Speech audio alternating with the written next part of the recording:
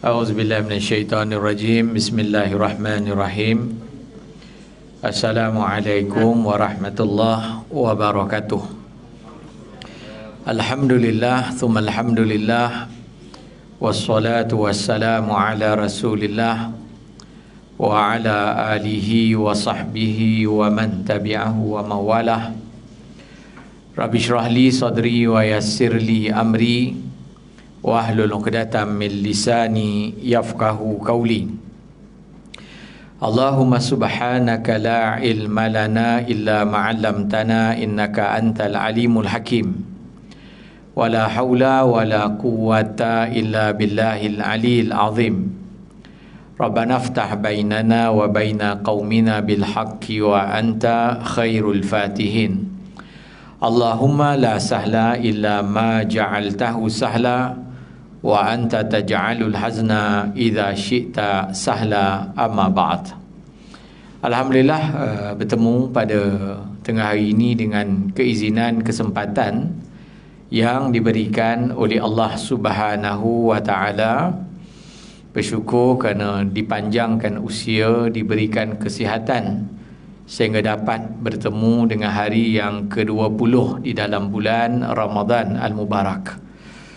Kita berdoa mudah-mudahan seluruh ibadah yang telah kita bangunkan, yang telah kita dirikan, laksanakan bermula daripada awal Ramadan sehinggalah ke hari ini, dan mudah-mudahan berterusan sampai ke penghujung Ramadan, diterima di sisi Allah sebagai amalan yang saleh. Dan mudah-mudahan kita termasuk di kalangan hamba-hamba Allah yang diberikan keuntungan dengan hidupnya kita di dalam bulan Ramadan Al-Mubarak. Jadi tajuk yang akan kita kupas pada hari ini adalah harapan di penghujung Ramadan. Jadi setiap orang yang beriman pasti mempunyai harapan dengan Ramadan Al-Mubarak. Lebih-lebih lagi kita telah pun berada pada hari-hari yang terakhir daripada bulan Ramadan. Dan kita telah masuk 10 yang terakhir di dalam bulan Ramadan yang merupakan kemuncak daripada bulan Ramadan Al-Mubarak. Jadi pasti setiap di antara kita, khususnya orang-orang yang beriman, mempunyai harapan yang besar dan tinggi terhadap bulan Ramadan Al-Mubarak. Selepas kita berpenat lelah, selepas kita menghabiskan sebahagian besar daripada masa dan tenaga untuk mengisi Ramadan dengan amal-amal yang saleh, jadi pasti ada harapan besar kita kepada Allah Subhanahu wa taala secara umumnya agar menjadikan Ramadan ini sebagai Ramadan yang terbaik bagi kita. Terbaik dalam konteks ganjarannya, terbaik dalam konteks anugerahnya. Mudah-mudahan ini menjadi Ramadan yang terbaik di dalam sejarah kehidupan kita ketika bertemu bulan Ramadan. Dan kita tahu bahawa bulan Ramadan merupakan bulan yang dijamin oleh Nabi SAW, ataupun lebih tepat dinyatakan oleh Nabi SAW sebagai bulan yang terbaik yang ditemui oleh orang-orang yang beriman. Jadi dalam satu tahun ada sebanyak 12 bulan. Maka di dalam 12 bulan itu, bulan yang terbaik bagi kaum muslimin adalah bulan Ramadan. Ini sabitlah daripada hadis riwayat Ahmad yang dimuatkan di dalam Musnad Ahmad. Kata Nabi SAW, ma ata 'alal muslimina syahrun khairul lahum min Ramadan. Tidak ada mana-mana bulan di dalam satu tahun yang mendatangi orang-orang Islam yang lebih baik selain daripada bulan Ramadan Al-Mubarak. Jadi kita bersyukur, saya kata tadi di awal, bersyukur kerana diberikan keizinan untuk dapat terus beribadah mengisi Ramadan sehinggalah ke hari-hari yang terakhir daripada bulan Ramadan. Jadi harapan kita di penghujung Ramadan, harapan kita pada hari-hari terakhir Ramadan, ini sangat-sangat terkait dengan apakah yang kita inginkan daripada Ramadan. Jadi harapan ni terkait dengan keinginan. Jadi orang tak ada keinginan, mana mungkin ada harapan. Dia tak ada keinginan apapun di dalam bulan Ramadan. So kalau kita tanya dia, apa harapan awak dengan bulan Ramadan? Macam mana dia nak punya harapan? Dia tak ada apa-apa keinginan.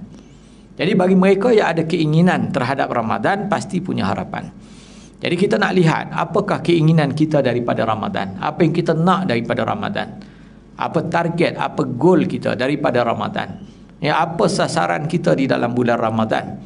Maka secara ringkas, supaya bila kita ada sasaran, kita ada matlamat, kita ada goal, maka pasti kita punya harapan, daripada sasaran-sasaran yang kita letakkan untuk bulan Ramadan tersebut. Jadi supaya harapan kita ini dipenuhi oleh Allah Subhanahu Wa Taala, maka kita nak cek balik apakah keinginan kita di dalam bulan Ramadan, apa yang kita nak dari Ramadan. Jika setakat nak hadiri jamuan berbuka puasa, itu bukan perkara besar dalam bulan Ramadan. Yang senak daripada bulan Ramadan ni, saya nak sekian dan sekian dalam konteks persiapan hari raya, itu lebih jauh daripada keinginan yang sepatutnya kita ada di dalam bulan Ramadan.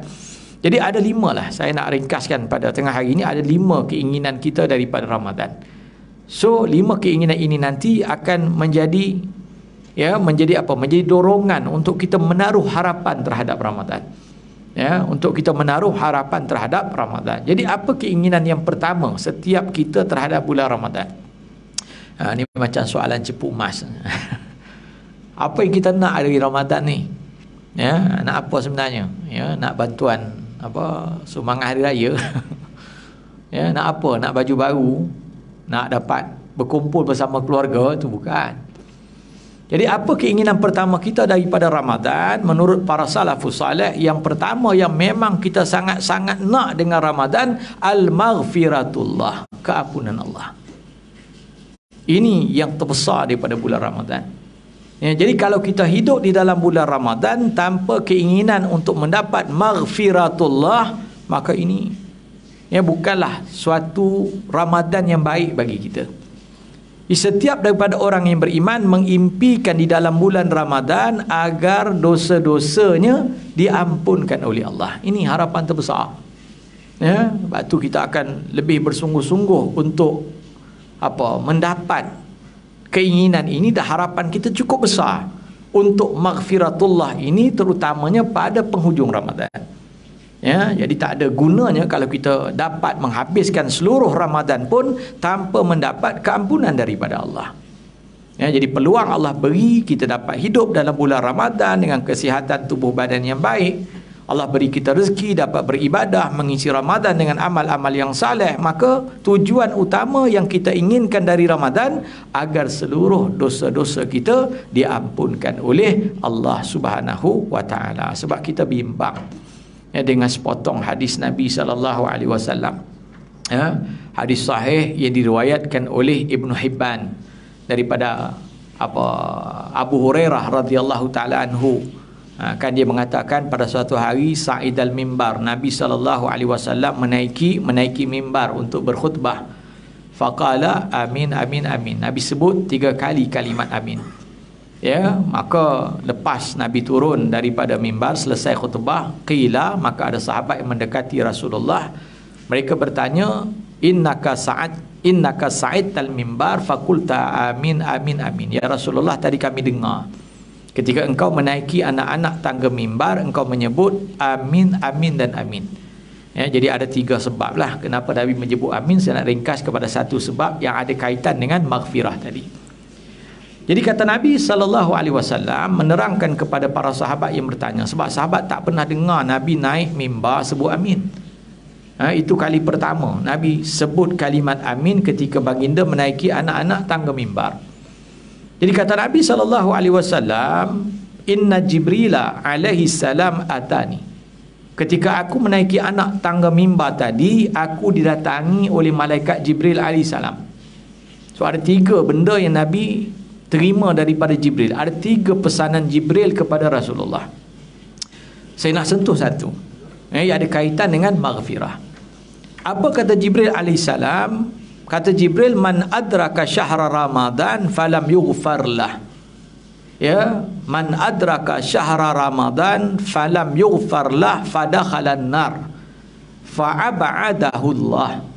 Wahai Muhammad, kata Jibril, ketahuilah, sesiapa di kalangan umatmu yang sempat hidup, yakni sempat bertemu dan hidup di dalam bulan Ramadan, sempat bertemu dan hidup di dalam bulan Ramadan. Itu termasuk kita lah. Kita ni macam cerah aja harapan kan, dapat habiskan Ramadan. Macam cerah lah lagi 10 hari kan, insyaAllah lah, mudah-mudahan panjang umur lah. Jadi kata Jibril, man adraka syahra Ramadan, sesiapa di kalangan umatmu ya Muhammad yang sempat bertemu dan menghabiskan Ramadan, falam yughfarlah, tetapi berakhir sahaja Ramadan, dosanya belum lagi diampunkan. Ini musibah besar. Ini kerugian yang paling besar. Jadi apa yang akan diperolehi oleh umat kamu wahai Muhammad yang sempat hidup di dalam bulan Ramadan, daripada awal Ramadan sampai malam raya dia hidup? Falam yughfarlah, berakhir Ramadan, dosanya belum diampunkan. Jibril kata yang pertama, fadakhalan nar, umat yang macam ini akan masuk ke dalam neraka wahai Muhammad. Sebab kita tahulah dosa ni penyebab masuk neraka. Kemudian yang kedua, fa'ab'adahullah, dia juga akan jauh daripada rahmat Allah. Ni dua akibat. Dua akibat kalau berakhir Ramadan dosa tak diampunkan. Dua akibat. Akibat yang pertama, fadakhalan nar, confirm masuk neraka. Yang kedua, fa'ab'adahullah, jauh daripada rahmat, yakni kasih sayang Allah. Mana kerugian besar, sentiasa dimurkai Tuhan. Jadi apa kata Jibril kepada Nabi SAW?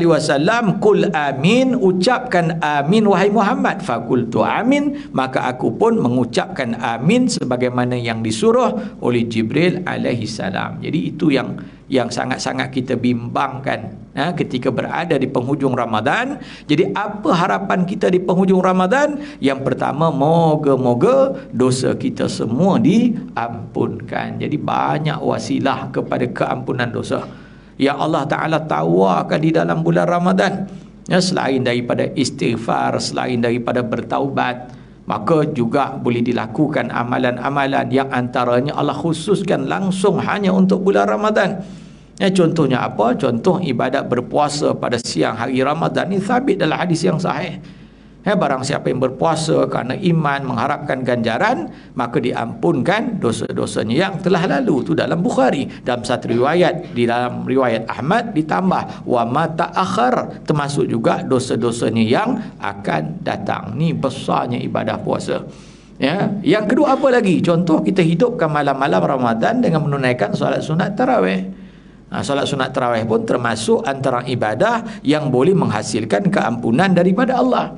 Asalkan kita istiqamah menunaikan solat dengan ikhlas, dengan betul, maka pasti selepas kita habis menunaikan solat sunat tarawih, ghufira lahu ma taqaddama min dzambih, maka solat tarawih sabit hadis yang sahih akan menyebabkan si pelakunya diampunkan dosa-dosanya yang telah lalu oleh Allah Subhanahu wa taala. Jadi apa lagi banyak sedekah, bacaan Quran, buat kebaikan, apa saja, termasuk bagi kita yang bekerja, maka bekerja dengan bersungguh-sungguh, jaga akhlak dan disiplin sebagai seorang pekerja muslim. Ini termasuk wasilah yang akan menyebabkan terampunnya dosa kita di dalam bulan Ramadan di sisi Allah Subhanahu wa taala. Jadi harapan nombor satulah yang saya dan semua kena letakkan kepada Allah di penghujung Ramadan, ya Allah, ampunkan dosa-dosa kami.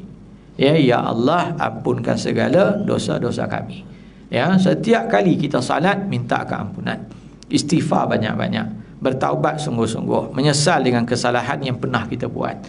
Kalau dosa tu ada kaitan dengan manusia, maka jangan segan, jangan silu, jangan tunggu pagi raya. Ada kesempatan bertemulah, minta kemaafan, minta dihalalkan. Kalau ada hak yang kita ambil, pulangkan. Kalau ada perkataan kita yang menyinggung dan menyakiti perasaannya, maka mohon maaf. Kalau ada tulisan contohnya yang menyakitkan hati, maka tolong padam. Mohon kemaafan. Ini dalam konteks kita sesama makhluk, supaya tak berakhir Ramadan dengan kita masih membawa dosa-dosa lalu yang banyak tak diampunkan Allah. Maka inilah wahai Muhammad yang akan dicampakkan ke dalam neraka dan jauh daripada rahmat Allah Subhanahu wa taala. Jadi kita punya kesempatan berbaki raya hari Jumaat ke Sabtu. Orang kata ustaz nak selamat letakkan Jumaat, nak selamat, terpulang lah. Tapi kenyataan Jabatan Mufti Negeri Selangor, dalam konteks Selangor, kita memberatkan jatuhnya pada hari Sabtu kan. Tak kisahlah, yang penting ada raya, yang penting ada raya kan. Kita bukan nak bicara raya, kita harapan di penghujung Ramadan. Tajuk kita bukan harapan di pagi Syawal, bukan. Di penghujung Ramadan tak kisahlah. Jadi mesti ada raya lah. Jadi kita berbaki ni katalah 9 ke 10 hari lagi tak apalah. Yang penting kita mengharapkan Allah mengampunkan segala dosa-dosa kita, termasuk juga dosa kedua orang tua kita. Jangan kita lupakan. Kalau mereka masih hidup, moga mereka juga mendapat keampunan Allah. Kalau mereka dah kembali ke rahmatillah, mudah-mudahan mereka mendapat rahmat dan dicucuri roh mereka dengan keampunan oleh Allah Ta'ala. Jadi itu yang pertama yang kita inginkan daripada Ramadan. Harapan kita sangat-sangat tinggi di penghujung Ramadan agar dosa-dosa kita diampunkan. Itu yang pertama. Yang kedua, apa yang kita nak dari Ramadan? Apa keinginan kita dengan Ramadan? Yang kedua yang kita nak daripada Ramadan, pahala kita dilipat gandakan. Ni semua orang nak. Ramadan ni bulan promosi pahala, bulan pahala runtuh.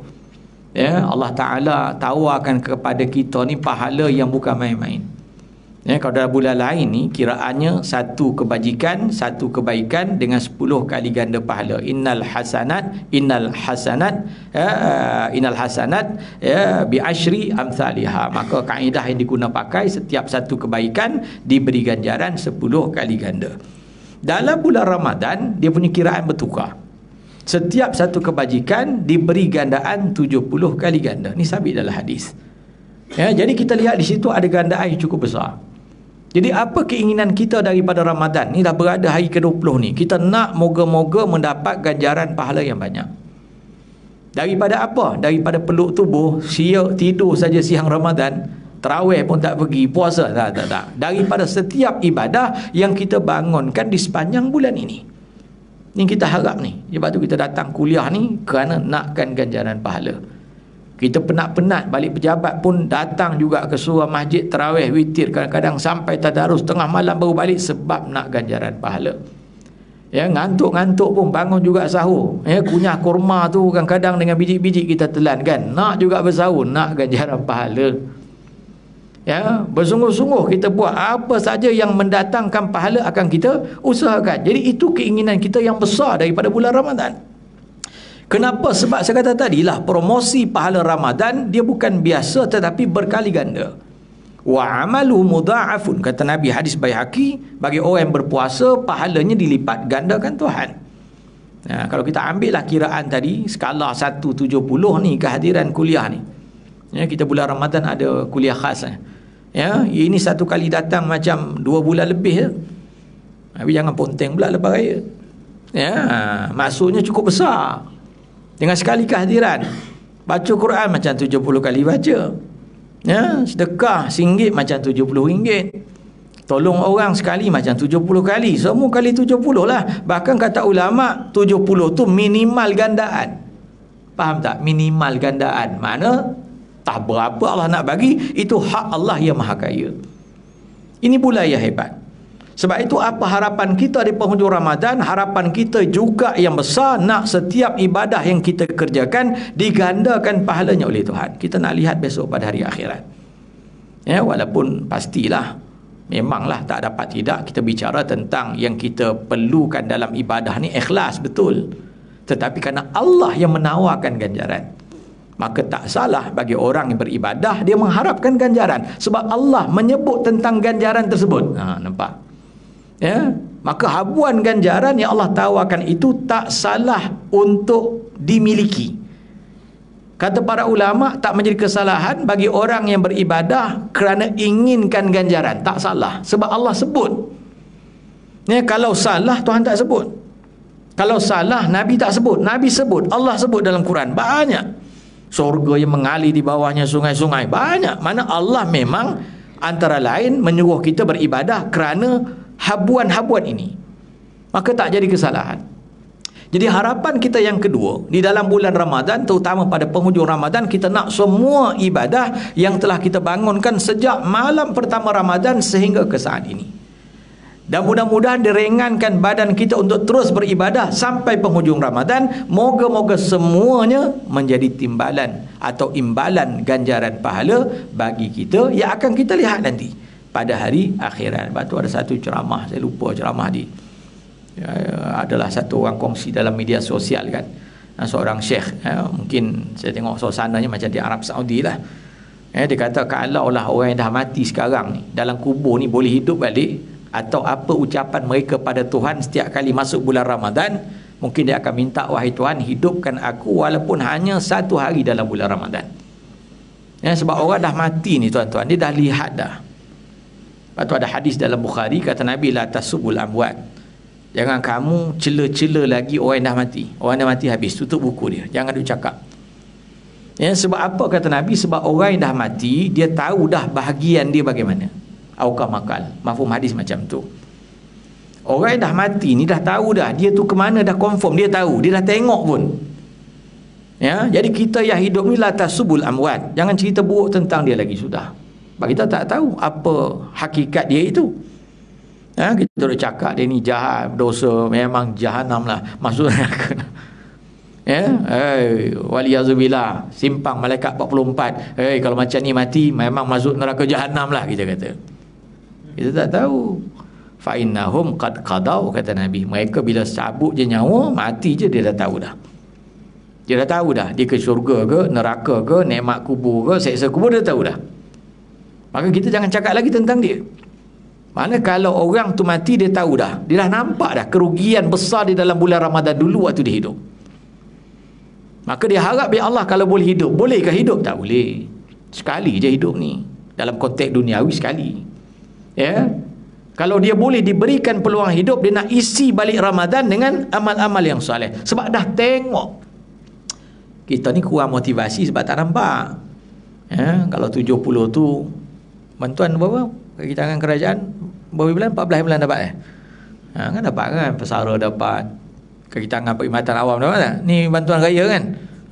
Kalau dalam bentuk nilai fizikal, semua orang kejar. Terawih penuh, lagi hujung lagi penuh, lagi hujung lagi tambah kanopi. Tapi bukan macam sekarang kan, lagi hujung makin simpan kanopi, meja pun simpan, dah berhujung. Dah tahu dah, kalau pergi masjid tengok makin simpan, kursi pun mula angkat, meja mula tindih, tu orang dah hujung-hujung lah tu.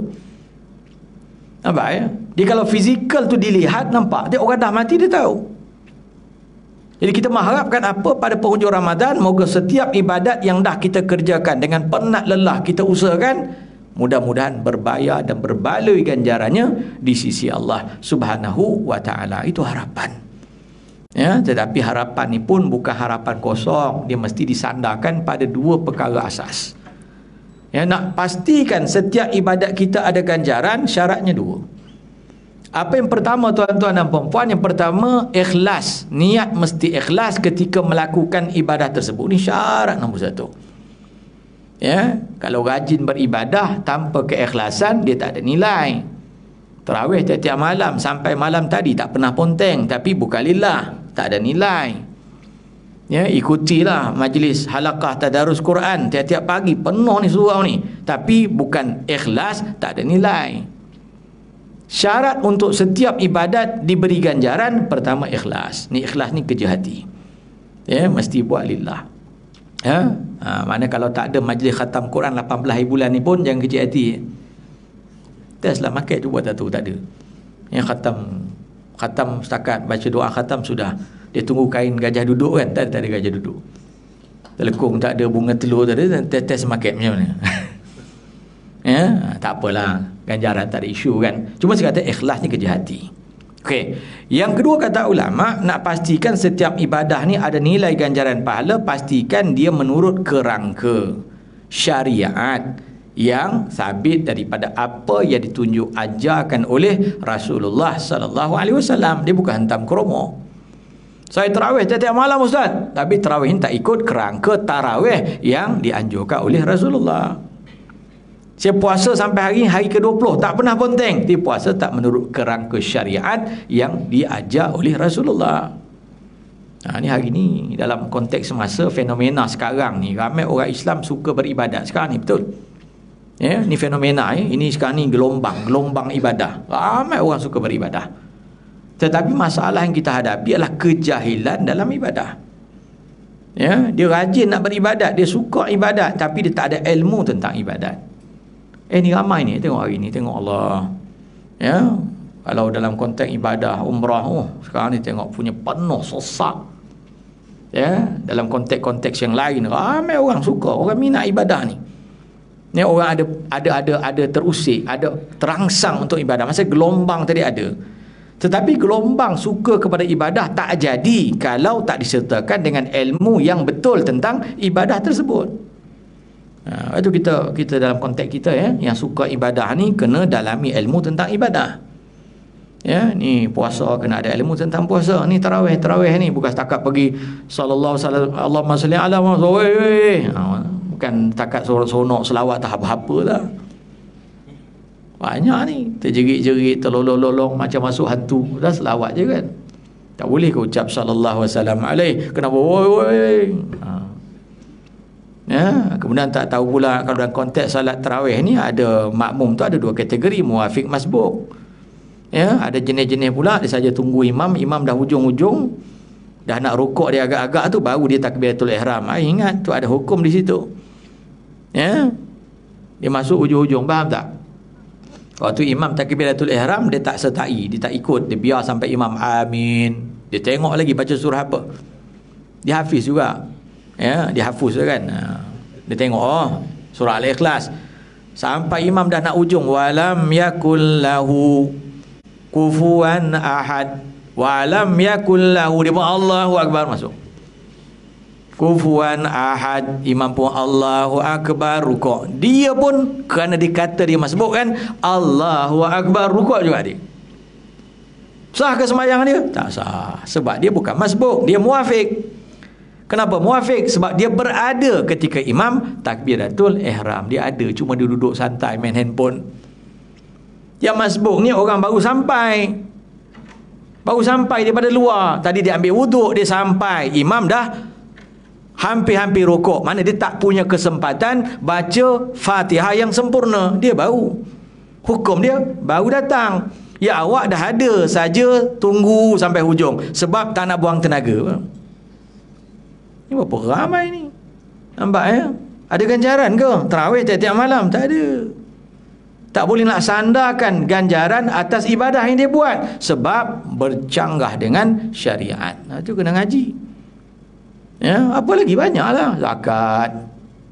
Ya, ni banyak orang baru ni kan ada viral macam-macam lah kan. Amil pun ada syarat, yang amil pula ya. Zakat RM7, RM3 burn. Nampak ya?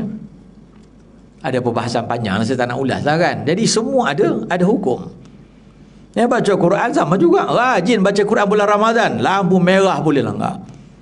Intang bukang bacaan, salah lebih banyak dari betul. Mana ada pahala?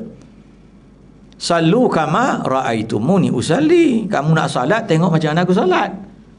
Khudhu anni manasikakum. Kamu nak buat haji, tengok daripada aku manasik haji kamu. Bukan boleh suka hati.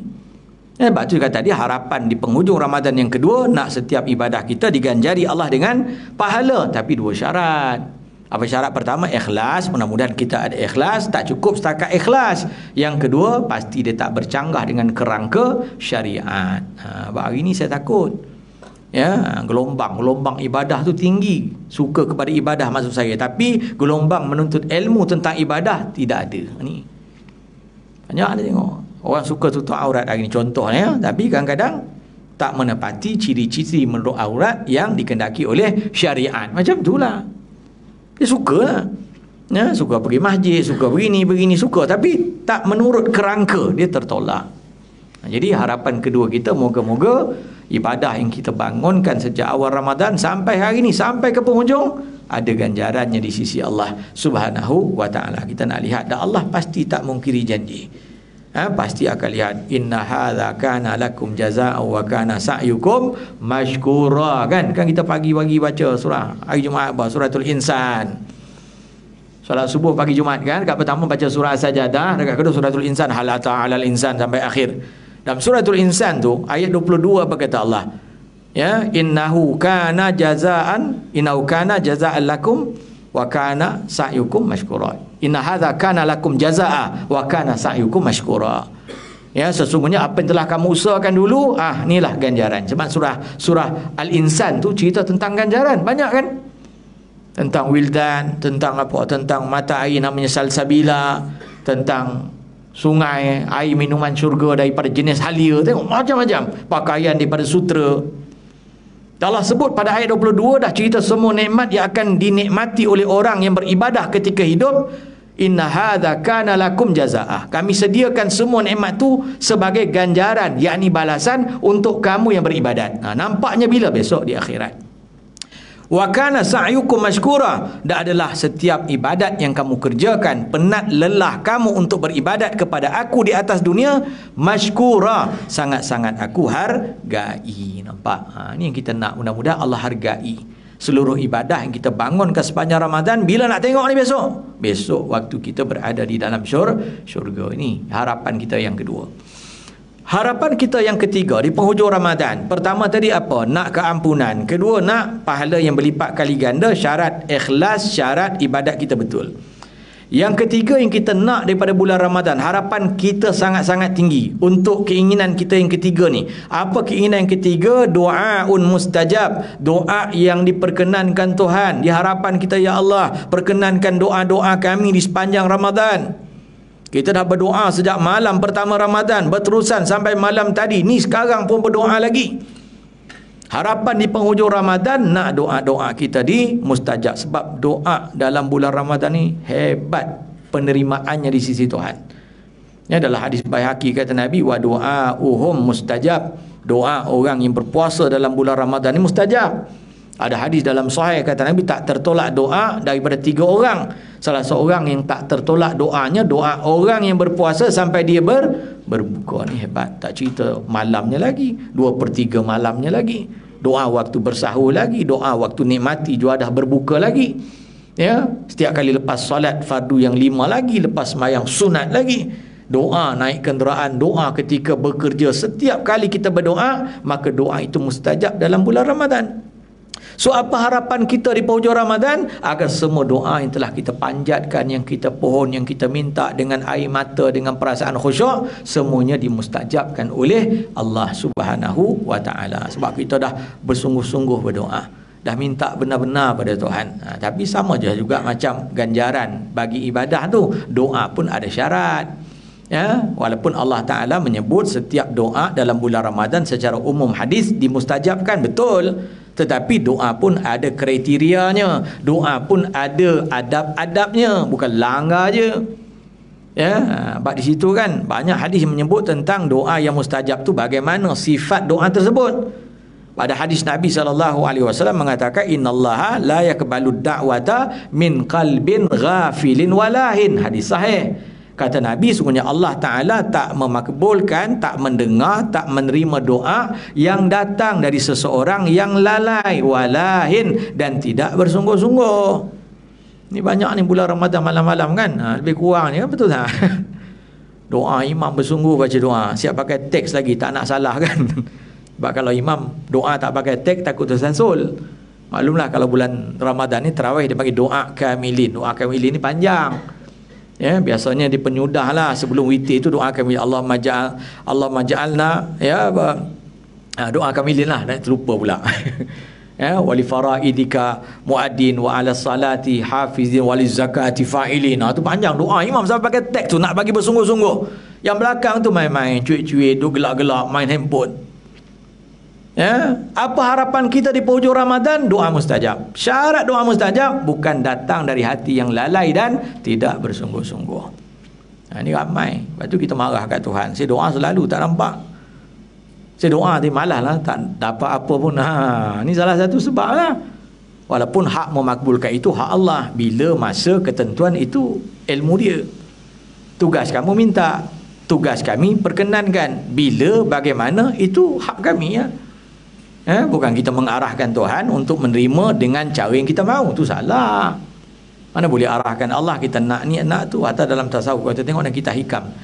Dan kita hikam oleh Ibn Atta'illah Zakandari, dia punya adabnya. Sampai Ibn Atta'illah Zakandari rahmatullah alaih, dia kata dalam berdoa, ya, yang kita boleh minta pada Allah dalam doa ni, minta ampun, minta rahmat tu je. Tapi nak minta sesuatu dari urusan dunia, bagi orang tasawuf itu tak ada adab dengan Tuhan. Bila kita minta seolah-olah Tuhan tak tahu apa yang baik untuk kita. Itu dalam tasawuf. Sebab cerita kitab hikam ni dia makam tinggi. Mana orang tasawuf, orang hakikat, dia tak akan minta, ya Allah murahkan rezeki, ya Allah murahkan rezeki saya. Tuhan tak tahu ke rezeki yang lain. Macam tu. Mana dianggap dalam konteks mereka tu tak ada adab dengan Tuhan. Ya Allah, saya sedang jalani temuduga untuk kenaikan pangkat, ya Allah berjayalah. Ya, bagi orang hakikat itu tak patut tu. Macam Tuhan tak tahu pula berjaya ke tak berjaya lebih baik bagi kita. Macam tu sekali lah. Semua saya sebut tadi dalam konteks adab.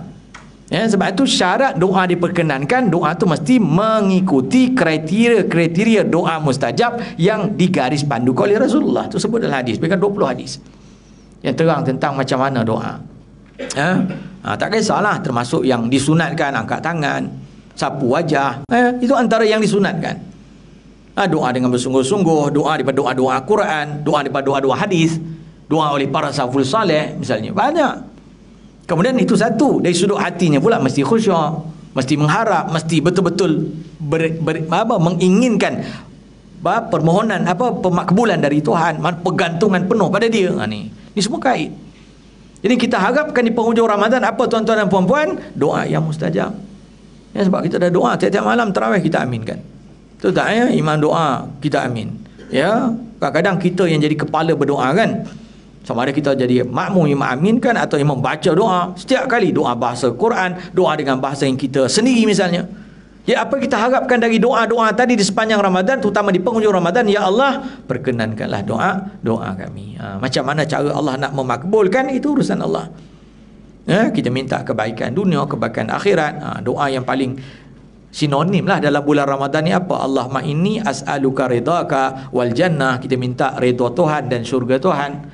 Wa a'udzubika min sakhatika wan nar. Kita berlindung dari kemurkaan dan neraka Tuhan. Betul. Yang kita minta apa lagi kepada Allah Ta'ala yang sinonim dalam bulan Ramadan? Minta keampunan Tuhan dari segala dosa-dosa kita. Ya, mana sambil berdoa, sambil mengharap, dan sangat-sangat mengharapkan semua doa-doa itu dimustajabkan oleh Allah sepanjang Ramadan ini. Ini harapan kita cukup besar. Itu tak boleh bermain-main dengan Ramadan. Lepas tu bila doa sungguh-sungguh. Ya, kadang kita kecewa juga pergi masjid, pergi surau kan, Allah. Ya, kita tengok ni bukan budak-budak, ada budak kita rotan je kakinya kan. Ya, orang dewasa kadang bermain-main ketika berdoa. Ya, terutama banyak ni masa tengok kadang masih kesedaran tentang ya bersungguh-sungguh dalam berdoa tu ada, bukan tak ada peningkatan, tapi masih belum sampai ke tahap yang sepatutnya. Ya, masih ada lagi geng-geng bermain-main waktu orang berdoa. Ya, kita tak bersungguh. Sedangkan para sahabat Nabi SAW, kalau kita tengok dalam hadis, ya macam mana ketika Nabi membaca surah Al-Fatihah dalam solat, ketika sampai kepada ucapan amin kan, amin ni kalau bersamaan amin dengan imam, amin malaikat, dia sama dengan amin imam. Apa maksud amin? Perkenankan. Ya, jadi kalau dalam hadis bila Nabi baca suratul Fatihah, ketika mengaminkan surah Al-Fatihah, para sahabat punya amin tu seolah-olah bergegar Masjid Nabawi. Mana dia punya kesungguhan. Ya, habis kita doa lebih kurang, main-main, tiba-tiba nak harap Tuhan makbulkan. Mana boleh. Ya, pasti kan kalau dengan manusia pun minta benda yang kita nak minta tu penting, tapi cara minta tu tak kena. Ya, kita berhajat sesuatu kepada seseorang dalam konteks makhluk dengan makhluk, ada permohonan kita pada dia, contoh nak minta tolong. Pertolongan tu sangat kita perlukan, tapi kita pun sambil lewa, gelak-gelak, cakap sepatah gelak. Agak-agak dia nak buka pintu, dia halau kita balik. Dia pun tak nak dengar kan, dia pun tak ada simpati pada kita. Walillahi mathalul a'la, maka dengan Allah lebih tinggi kehormatan kita. Ya, sebab itu tu adab tu yang ketiga. Yang keempat apa? Apa harapan kita di penghujung Ramadan? Saya ulang balik. Yang pertama tadi apa? Keampunan. Yang kedua apa tadi? Ganjaran dari setiap ibadah yang kita bangunkan di sepanjang Ramadan. Yang ketiga apa tuan-tuan perempuan? Doa yang mustajab. Ini kita sangat-sangat harapkan. Ya. Yang keempat apa? Yang keempat yang kita nak daripada bulan Ramadan adalah itqum minan nar, dibebaskan daripada api neraka. Ini ada hanya dalam bulan Ramadan. Tapi dalam hadis Tirmizi kata Nabi SAW, walillahi utaqa'u minan nar wa dzalika kullu lailah. Ya. Bagi Allah pelepasan manusia daripada neraka. Hak Allah, mana dalam bulan Ramadan kurniaan Allah melepaskan ramai manusia dari neraka. Wa dzalika kullu lailah kata Nabi, itu bukan hanya satu hari Ramadan, bahkan pada malam-malam, setiap malam-malam Ramadan. Jadi kita nak termasuklah dalam kumpulan tu. ya, yang dibebaskan daripada api neraka. Sabit riwayat dalam syarah para ulama, ini mereka yang namanya dah tertulis masuk neraka. Ya, sebab siapa masuk neraka, masuk syurga tu dah ada ketentuan. Ya, ada hadis yang jelaskan kalau orang tu dia memang dah ditulis sebagai ahli syurga, walaupun hidupnya lintang pukang, di akhir hayat dia akan berubah.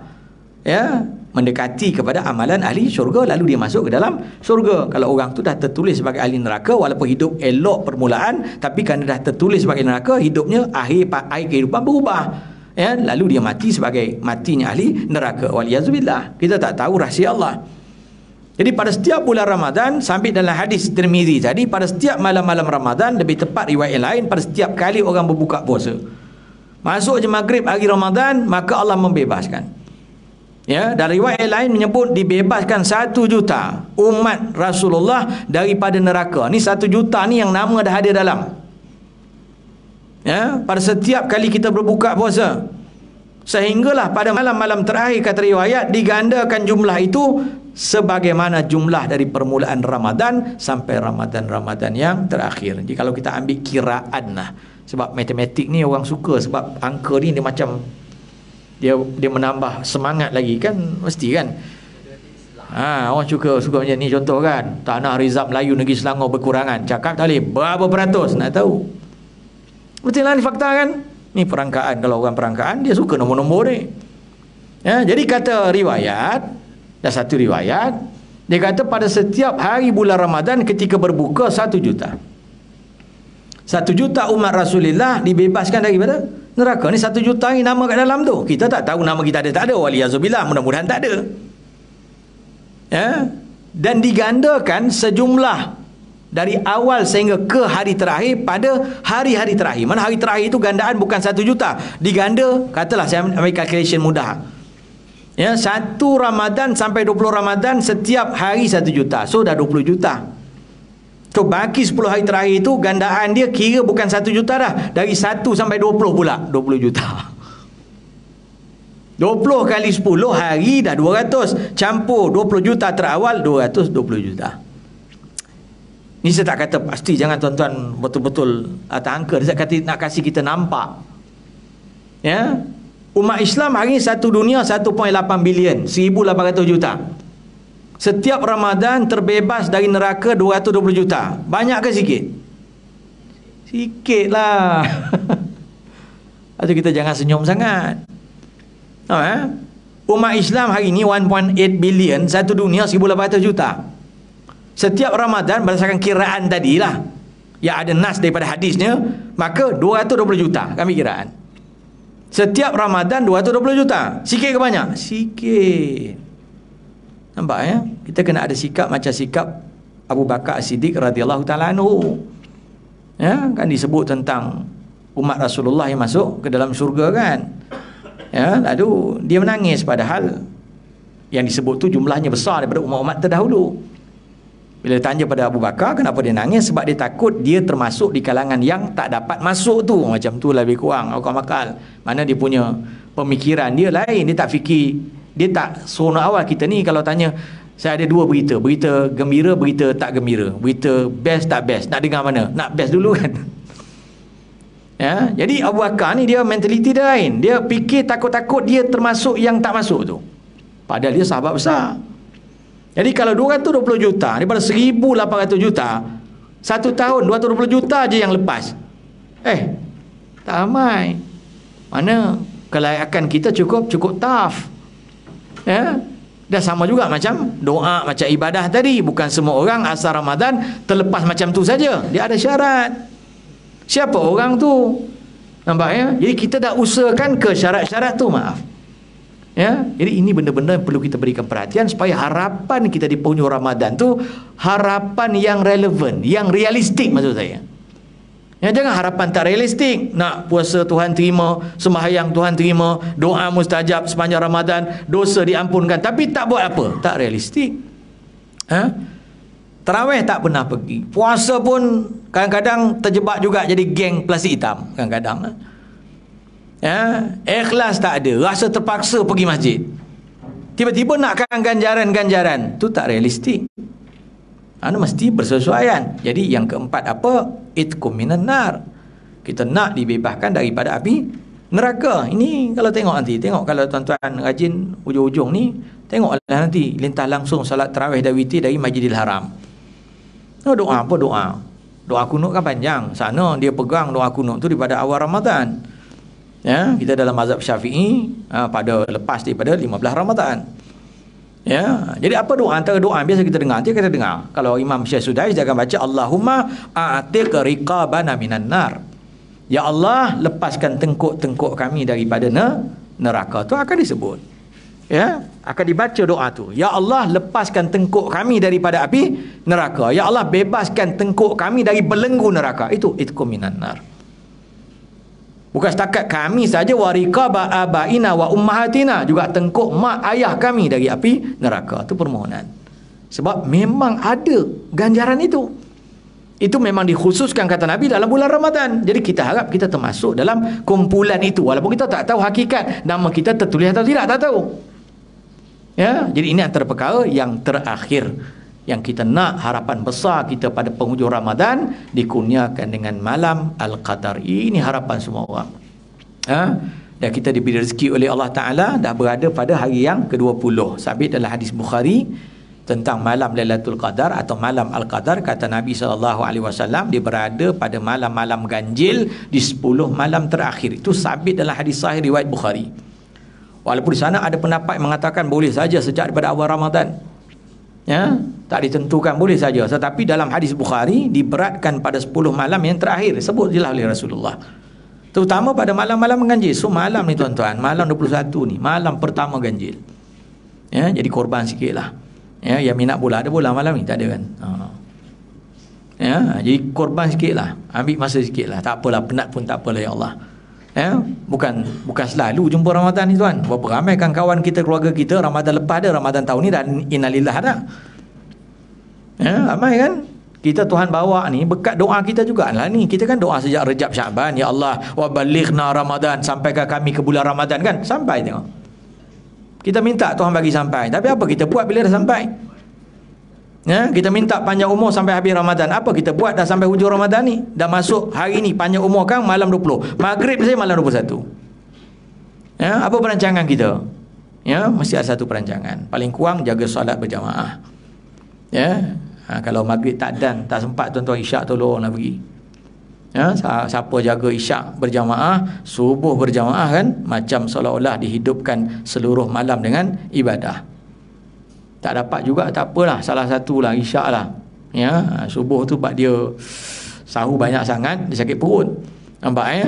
Dia tak pergilah masjid subuh kan. Dia dapat isyak, seolah-olah dia menghidupkan separuh malam. Ya, apa lagi? Apalah salah sangat tuan-tuan, penat untuk Allah. Itu motivasi kita. Ada hadis Nabi SAW, singkat sikit lagi. Dalam Sahih Bukhari Muslim, satu hari kata Abi Qatadah radhiyallahu ta'ala anhu Aribi, dia kata kami duduk dengan Nabi. Satu hari datang satu jenazah. Ada orang usung jenazah depan Rasulullah, nak bawa pergi Al-Baqi'. Nabi bangunlah dengan sahabat hormati jenazah. Lalu kata Nabi, mustarihun wa mustarahun min. Kata Nabi, si mati ni dua je. Sama ada yang mati ni sekarang dia sedang berehat, atau orang ramai berehat daripada dia. Dua je. Orang mati ni dua, kata Nabi. Satu dia berehat, yang kedua orang ramai berehat dari dia. Sahabat datang kelilingi Rasulullah. Ya Rasulullah, mal mustarihu wa mal mustarahu min. Kami nak tahu apa maksud orang mati itu berehat, dan apa maksud orang mati ni kadang-kadang orang ramai berehat dari dia. Kata Nabi apa? Al-abdul mu'min yastarihu min nasabid dunya. Kalau orang mukmin meninggal, yang mati itu orang baik, maka kematian bagi orang mukmin adalah permulaan berehat daripada kepenatan dunia. Nampak ya? Jadi apa takrif syarah ulama tentang kepenatan dunia? Kepenatan dunia antaranya menjaga agama, menjaga syariat dan beribadat kepada Allah. Penat. Ya, siapa kata bulan Ramadan tak penat? Depan saya muka semua penat.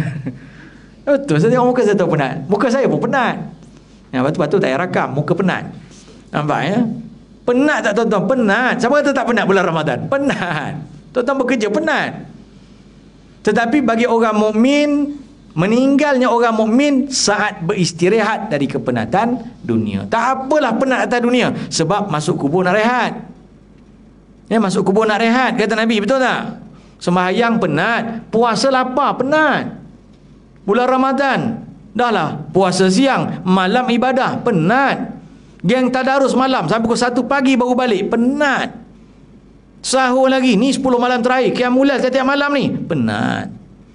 Tapi kepenatan dunia berakhir dengan kematian. Yastarihu min nasabid dunia. Mati je saja orang mukmin, kata Nabi, dia mula berehat dari kepenatan dunia. Jadi bagi saya, mudah-mudahan motivasi kita lah penat tu Tuhan tak apalah.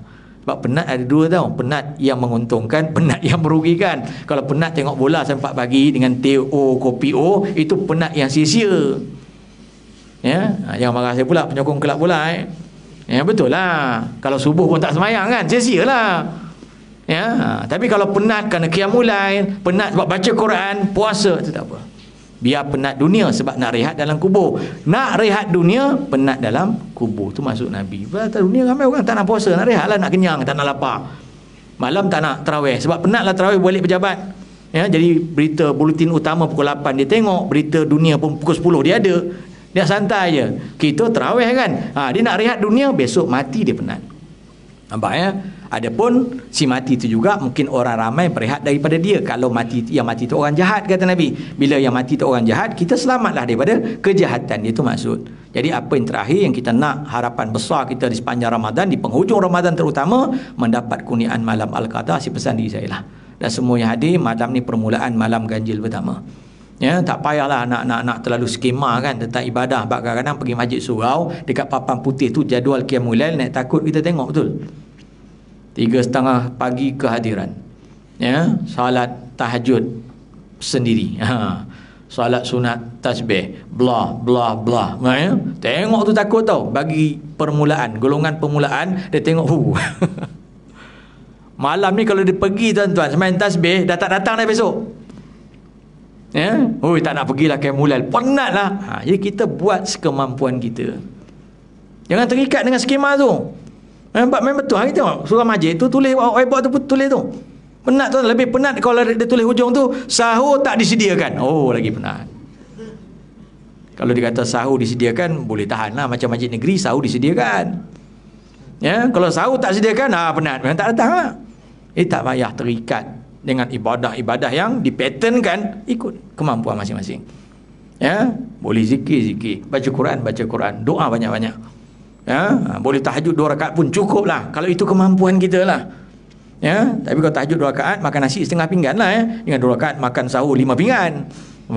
Tak balance pula situ kan. Jadi kemampuan. Jadi itulah harapan saya dan semua. So ada 5 harapan kita di penghujung Ramadan. Pertama apa? Saya ulang balik. Yang pertama, keampunan Tuhan. Yang kedua, doa yang dimustajabkan. Yang ketiga, pahala yang dilipat gandakan. Yang keempat, dibebaskan daripada neraka. Yang kelima, yang terbesar ni dah di penghujung dah, malam terakhir, malam ganjil yang terakhir, pertama malam sorry, ya, itulah mendapat malam Al-Qadar. Inilah kelebihan-kelebihan yang kita cari. Mudah-mudahan Allah tunaikan hajat-hajat kita. Ya Allah, penuhi harapan-harapan kita, dan kita keluar daripada Ramadan dengan mendapat kesemua kelima-lima perkara yang kita inginkan sejak daripada sebelum Ramadan. Dan kita pasti confirm menjadi di kalangan yang paling beruntung di atas dunia ini. Maka cukup sekadar itu untuk hari ini. Bertemu nanti dengan izin Allah. Saya ucapkan selamat mengisi hari-hari terakhir Ramadan. Moga diberikan rezeki bertemu dengan malam Al-Qadar. Aku qouli hadza, astaghfirullah li wa lakum wa lisairil muslimin wal muslimat fastaghfiruh. Tutup majlis membaca tasbih kafarah. Subhanakallah bihamdik, asyhadu an la ilaha illa anta, astaghfiruka wa atubu ilaik. Takabbalallahu minkum.